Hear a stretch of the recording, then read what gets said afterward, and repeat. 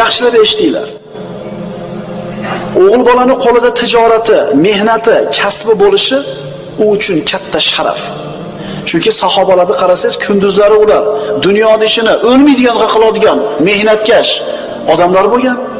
Ammo kechalari xuddi bugun o'lib qoladigandek rohiblardek tunlarini qoyim namoz o'tkazganlar.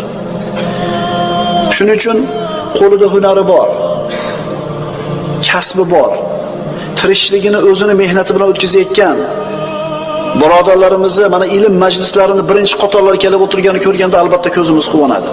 Chunki bunday odamlarning qo'li baland bo'ladi. Chunki bergan qo'l baland, olgan qo'l past degan hikmatda. Shuning uchun qo'lida hunari borlar muborak bo'lsin. Qo'lida tijorati borlar, kasbi borlar, o'zini biznesi borlar muborak bo'lsin. Chunki bu odamlar jamiyatga, xalqqa xizmat qiladi. Ammo bir avlod yetishyapti, tekinxo'r bo'lyapti shular.